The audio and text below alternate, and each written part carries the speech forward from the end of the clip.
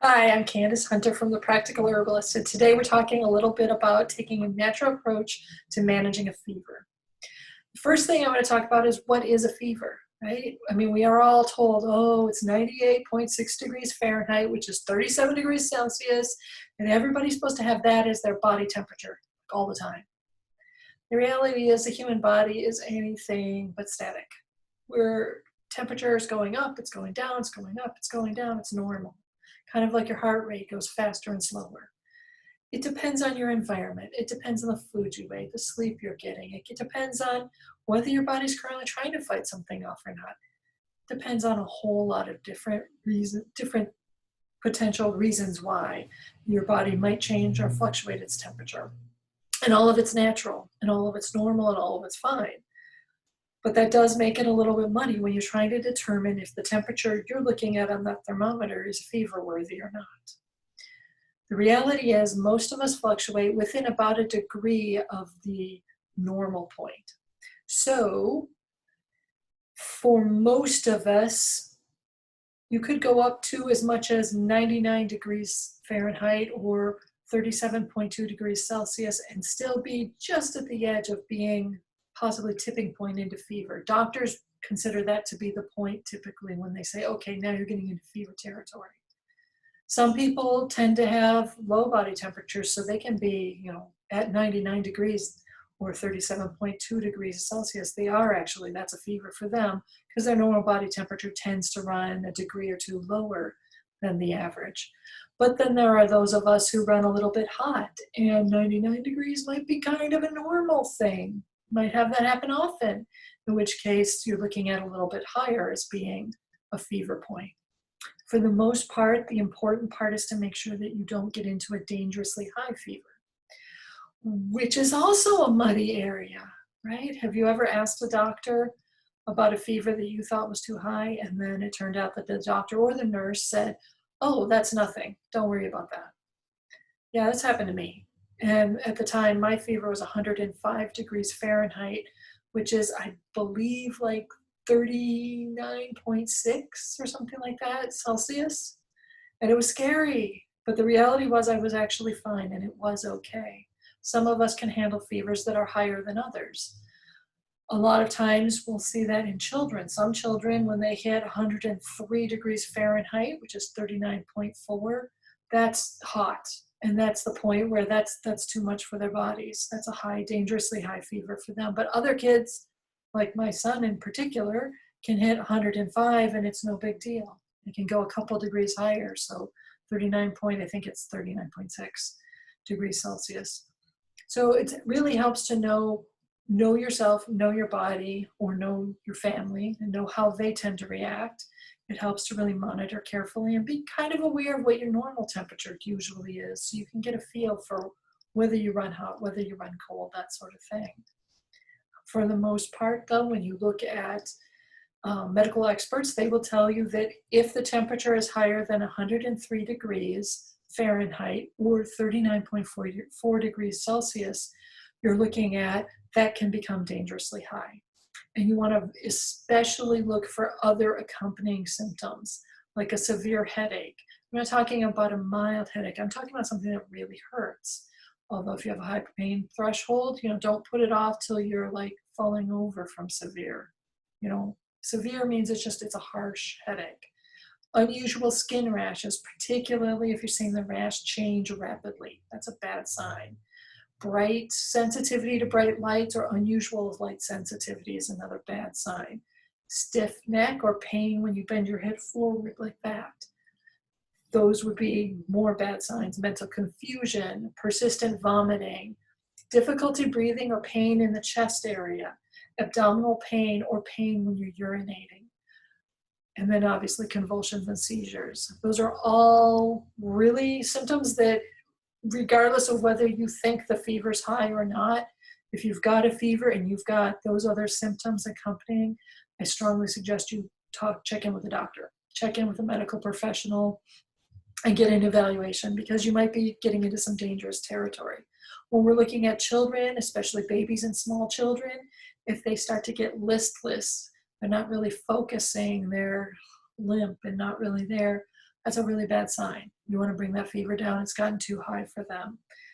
Fevers that last longer than about 3 days for small children and babies especially, or any children, or if there's a lot of vomiting or signs of dehydration, those are also reasons to get into the doctor and see about getting some medical intervention. But let's say that you don't have any of those problems and you yourself as an adult are just running a mild fever, but you want to handle it. What do you do about that? As herbalists, we often consider a fever to be a really beneficial way that the body can kill off germs. It creates an environment that's too hot, and the microbes just don't like that. And we like that. That's a good thing.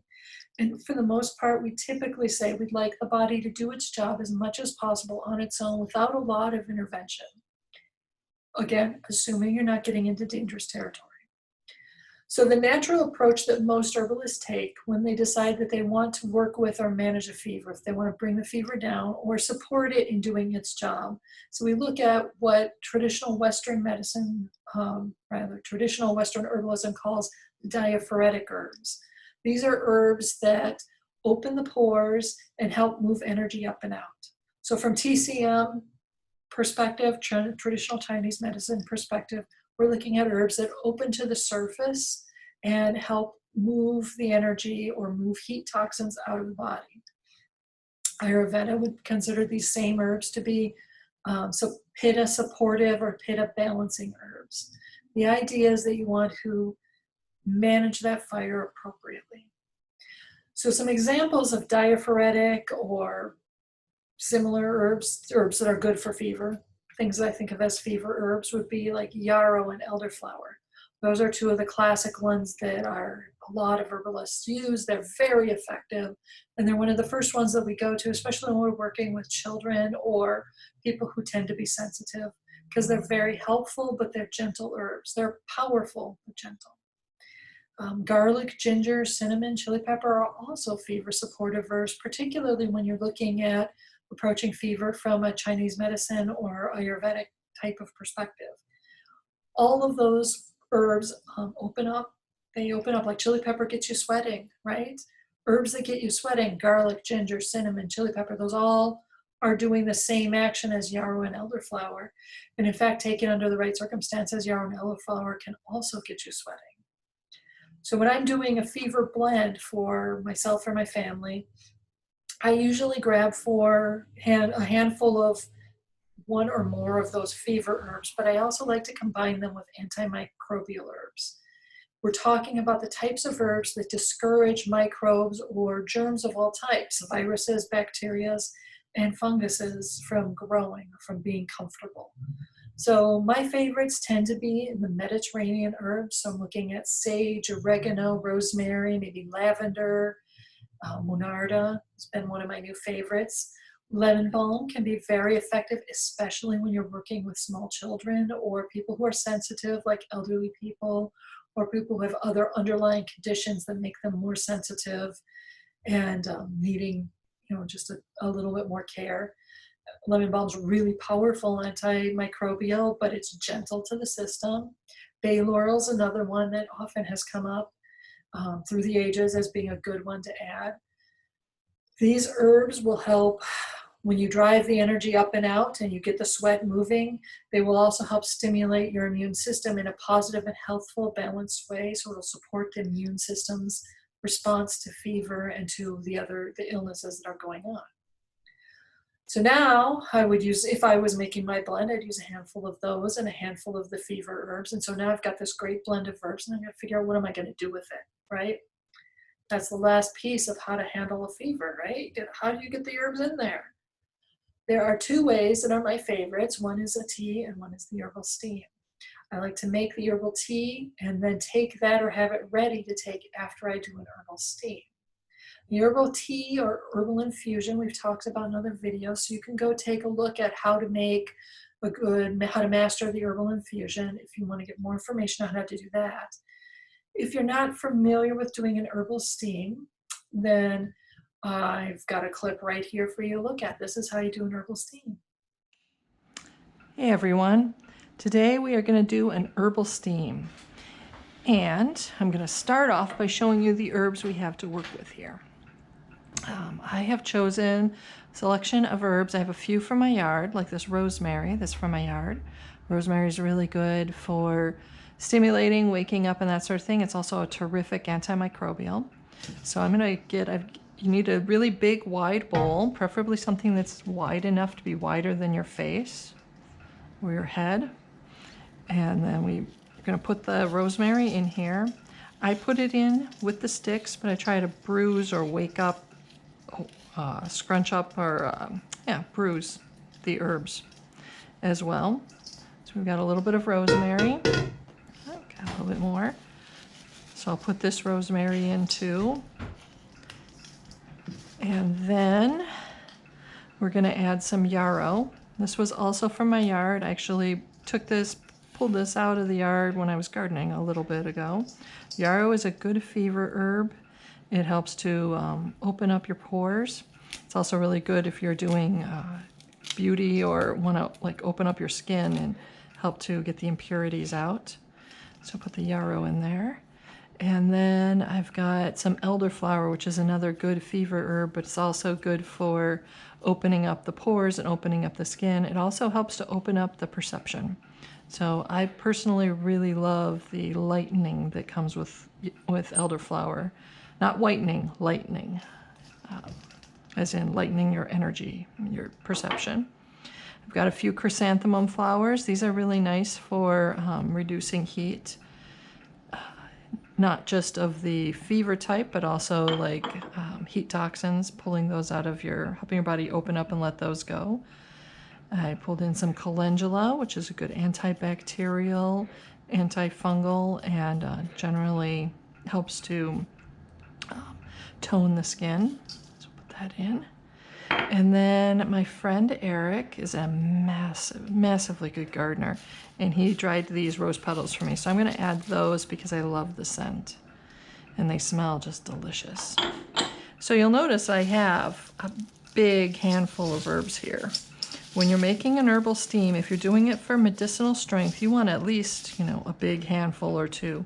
If you're doing it primarily for beauty or detoxification, you can go lighter. You want to do the minimum you want to do is the amount that you would put into an herbal tea.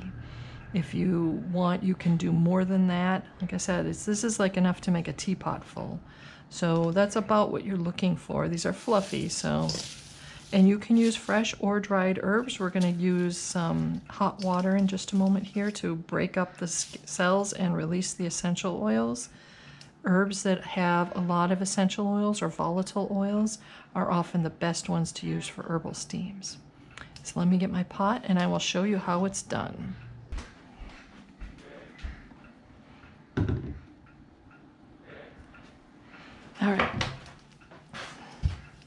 All right, we've got our herbs in our bowl. Our bowl is wide enough to be wider than our face. We set the bowl close to us, and then we're going to need a towel, or some people use, I've got a towel here. Some people use sheets. I do have another friend who uses old saris. Whatever it is, it just needs to be a large cloth that you can drape over your shoulders, cover your head, and cover the bowl. So I've got my towel ready. I have my kettle, which I have set to bring to a boil. Because I'm filming this, it might be slightly under a boil, but you want to do it right as it's good and piping hot. So what you're going to do is pour this, and you can see the steam coming up. We're going to reach a point here where the vision gets really cloudy, and I probably will shut the video off. But you notice how I'm pouring a decent body of water in there. The more water, the more steam, and the longer it will last. So if you want to do this for like children who often don't handle steam well or don't want to be in the steam long, you don't need as much water. But for me, I like a lot of steam. So what I have got here is, I'm showing you sort of what it looks like. So I've got the thing tented up over me. All right. So you see how I've got it tented up over me. The idea is to catch the steam. So I'm going to show you what it will look like. So the idea is to catch the steam while you're there. Now, while we are doing this, While you've got it over you, what you're going to do, the steam will be gathering. You breathe in and out.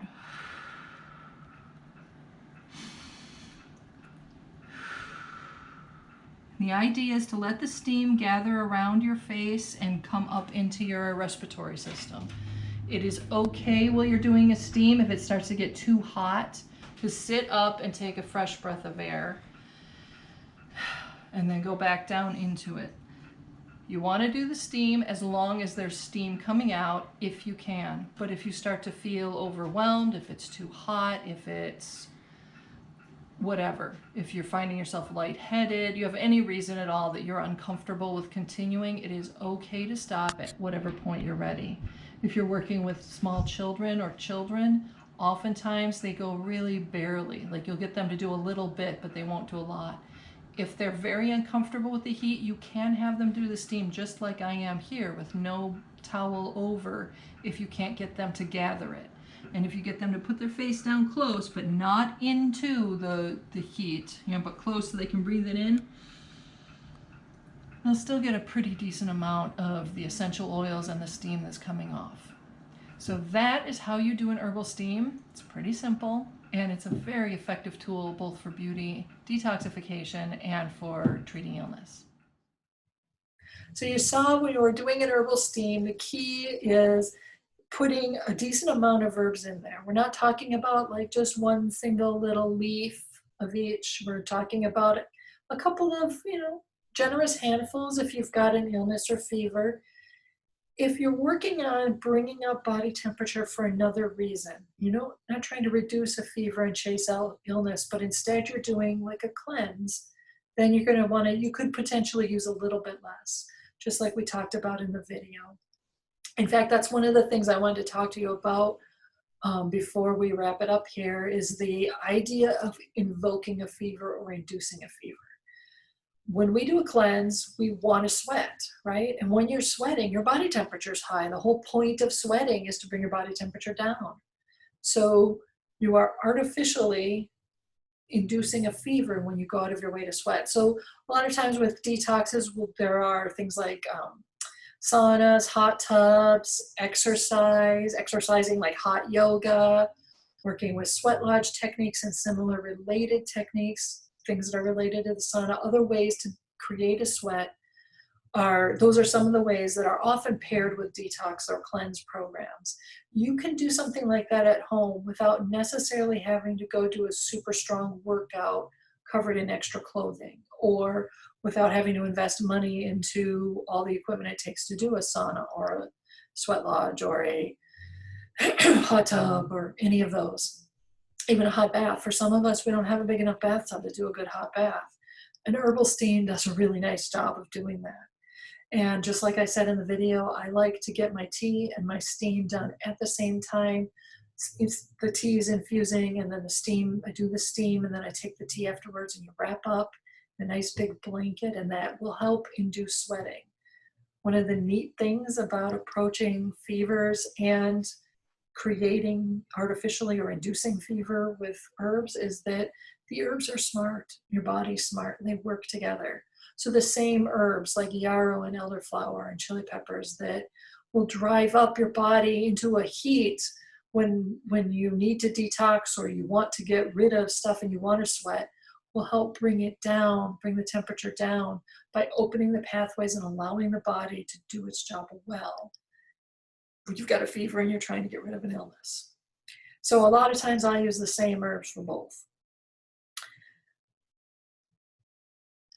If you are doing a fever for any reason, whether you are trying to reduce a fever or whether you are trying to bring up your body temperature for a detox or a cleanse, I strongly recommend that you pair it with drinking a lot of water, because your body will be sweating and thus losing water.